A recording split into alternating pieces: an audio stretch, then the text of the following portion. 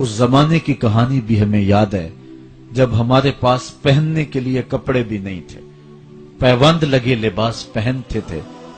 وہ وقت بھی ہمیں یاد ہے جب ہمارے پاس 2 گھوڑے تھے، 6 زرہیں تھیں، 8 تلواریں تھیں، 70 اونٹ تھے، اور ہمارے مقابلے کے اندر جو دشمن آیا تھا ان کے پاس 100 زرہ پوش نوجوان تھا، 950 کی تعداد کے اندر ان کا لشکر تھا، ان کے پاس گانے والی رنڈیاں بھی تھیں اور داد عیش دینے والے ان کے پاس نغمے اور مزراب بھی تھے، کھانے پینے کے سامان بھی وافر تھے۔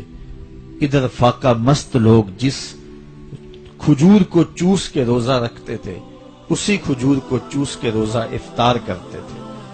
کیا بلال امیر تھا؟ کیا سلمان فارسی امیر تھا؟ کیا ابو ذر غفاری کسی امیر شخص کا نام ہے؟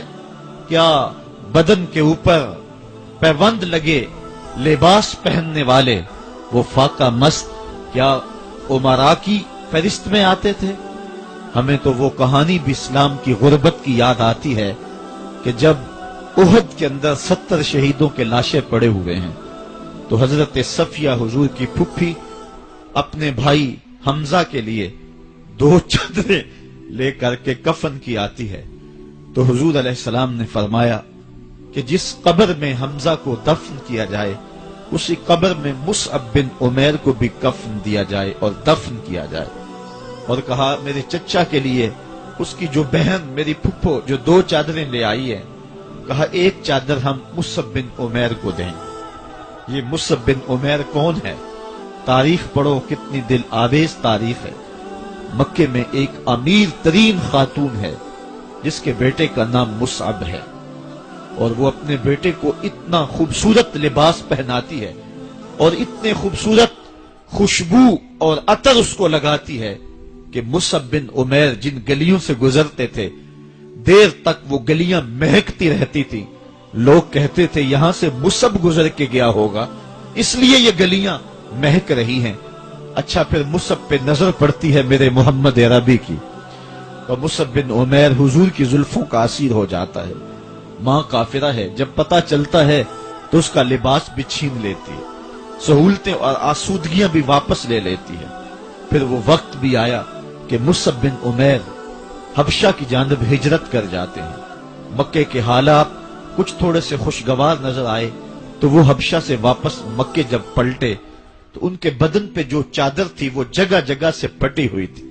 میرے آقا کریم علیہ السلام نے دیکھا تو حضور کی آنکھوں میں آنسو ٹپکنے لگے۔ کہا یہ وہی مصعب ہے جو اتنا خوش پوش نوجوان تھا کہ میں نے پورے مکے میں اس سے خوبصورت لباس پہننے والا کوئی دوسرا شخص نہیں دیکھا، اور آج میرے مصعب کو پہننے کے لیے جو چادر میسر ہے وہ بھی جگہ جگہ سے پھٹی ہوئی ہے۔ یہ اسلام کی غربت کی کہانی ہے، اور آج احد میں یہی مصعب بن عمیر شہید ہو جاتے ہیں اور ان کے لیے کفن بھی دستیاب نہیں ہے۔ حضور نے کہا جو میرے چچا کے لیے 2 چادریں لائی ہیں ان میں سے ایک کا کفن مصعب کو دے دو نا، اور دوسری چادر سے کفن میرے چچا کو دے دیا جائے۔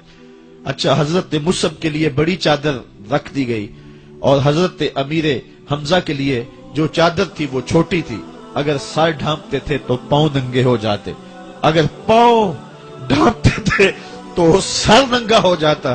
حضور نے فرمایا میرے چچا کا سر ڈھانپ دو اور پاؤں کے اوپر اذخر نامی گھاس ڈال دو۔ میں یہ اسلام کی غربت کی کہانی تمہیں سنا رہا ہوں، جب میرے رسول کے چچا کے لیے پورے کفن کا ٹکڑا بھی دستیاب نہیں تھا، اسلام اس وقت بھی عزت پا گیا تھا، اسلام اس وقت بھی ذلیل نہیں تھا، اسلام اس وقت بھی سر بلند تھا، اور اسلام اس وقت بھی عزتوں کی مسند پہ تھا۔ یہ اسلام کا وہ دور ہے کہ جب حضور مسجد نبوی سے باہر نکلتے ہیں تو آگے حضرت عمر و ابو بکر رضی اللہ تعالی عنہما کھڑے ہیں، چہرے کے اوپر عجیب اداسی ہے۔ کہا عمر ابو بکر اس وقت کیوں کھڑے ہو؟ عرض کی حضور بھوک نے گھر میں ٹکنے نہیں دیا، ہم نے چاہا حضور کا چہرہ دیکھ لیں تو کچھ پیاس بجھ جائے، کچھ بھوک مٹ جائے۔ حضور نے فرمایا میرا حال بھی یہی ہے، جس چیز نے تجھے گھروں سے نکالا ہے وہی چیز مجھے گھر سے نکال لائی ہے۔ چلتے ہوئے حضرت ابو ایوب انصاری کے گھر کے قریب سے گزرے.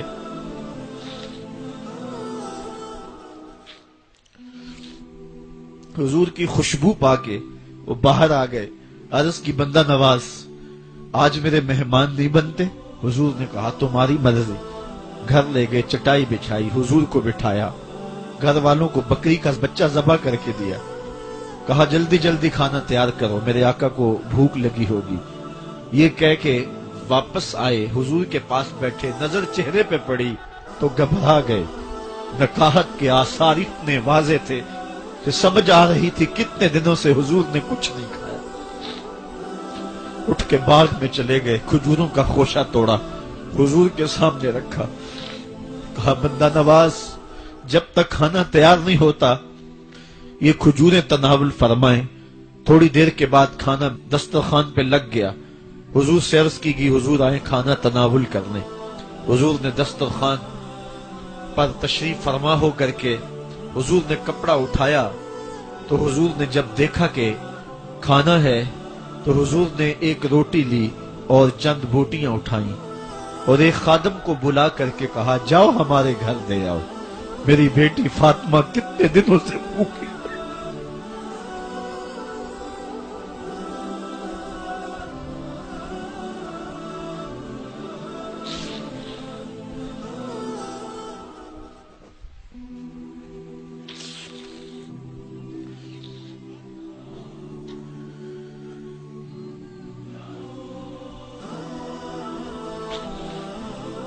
کہا جاؤ ہمارے گھر دے آؤ, میری فاطمہ کتنے دنوں سے بھوکی بیٹھی ہوئی. مال کے کونین ہیں گو پاس کچھ رکھتے نہیں, دو جہاں کی نعمتیں ہیں ان کے خالی ہاتھ. آفاق کے ہر ہر گوشے میں قرآن سنا کر دم لینا,